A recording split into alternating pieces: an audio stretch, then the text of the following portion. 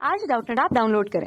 Doubtnut पर अपने सभी गणित, रसायन विज्ञान, भौतिक विज्ञान और जीव विज्ञान के डाउट्स का करो सफाया। बस प्रश्न की फोटो खींचो, एक ही प्रश्न को क्रॉप करो और तुरंत वीडियो सोल्यूशन पाओ। अभी डाउनलोड करें। हेलो एवरीवन, जैसा कि इस प्रश्न में आप देख सकते हैं, दिल्ली और अंबाला दोनों के बीच की दूरी 200 किलोमीटर है। कार ए अंबाला से 30 किलोमीटर प्रति घंटा की चाल से रवाना होती है तथा कार बी उसी समय दिल्ली से 20 किलोमीटर प्रति घंटा की चाल से रवाना होती है। वे एक दूसरे से कब मिलेंगी और मिलान बिंदु की अंबाला से दूरी ज्ञात कीजिए। तो इस प्रश्न को करने के लिए सबसे पहले हम एक छोटा सा चित्र बनाएंगे और उस चित्र के माध्यम से इसको देखेंगे। तो यहाँ पे हम एक छोटा सा चित्र बना रहे हैं। चित्र में हम दिल्ली और अंबाला की स्थिति को दर्शाएंगे। तो जैसा कि आप देख सकते हैं, तो यहाँ पे हम मान लेते हैं कि ये दिल्ली की स्थिति है और ये अंबाला की स्थिति है। अब जैसा कि हमारे प्रश्न में कह रहा है कि एक कार भी दिल्ली से रवाना होती है और उसकी गति है 20 किलोमीटर प्रति घंटा। ठीक उसी समय एक कार अंबाला से रवाना होती है ए और उसकी गति है 30 किलोमीटर प्रति घंटा।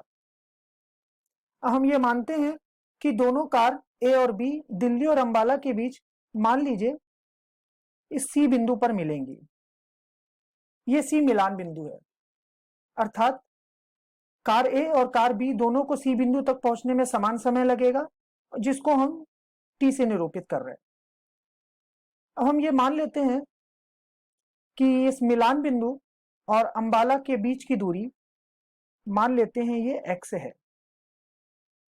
चूंकि दिल्ली और अंबाला के बीच की दूरी 200 किलोमीटर है, तो ये दिल्ली और मिलान बिंदु के बीच की दूरी हो जाएगी 200 माइनस x। तो सबसे पहले हम इस सूत्र का उपयोग करना चाहेंगे। ये सूत्र है समय बराबर होता है दूरी बटे चाल के। तो हम सबसे पहले कार बी के लिए देखते हैं।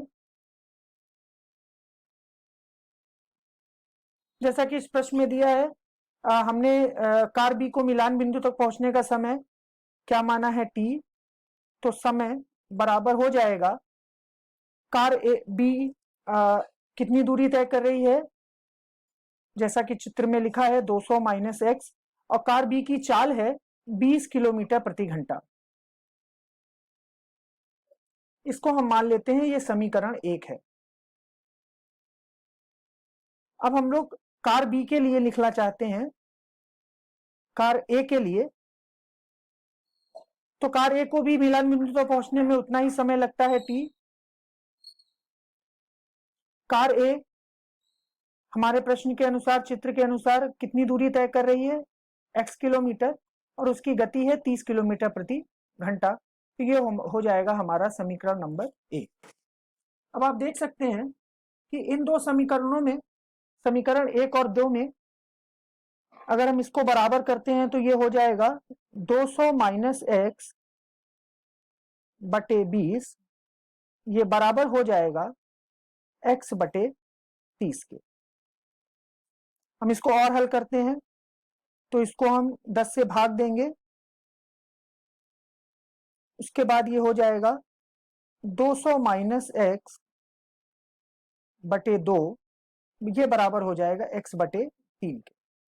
और हम इसको परस्पर गुणा करेंगे तो हम देखते हैं ये हमारा मान हो जाएगा 3 गुणे 200 माइनस एक्स, ये बराबर हो जाएगा 2x के। और इसको हल करेंगे तो ये हो जाएगा 600 माइनस 3x बराबर 2x। 3x को हम उधर लेके जाएंगे तो ये हो जाएगा 5x। तो आप देख सकते हैं यहाँ पे x का मान हो जाएगा 600/5 अर्थात 120 किलोमीटर।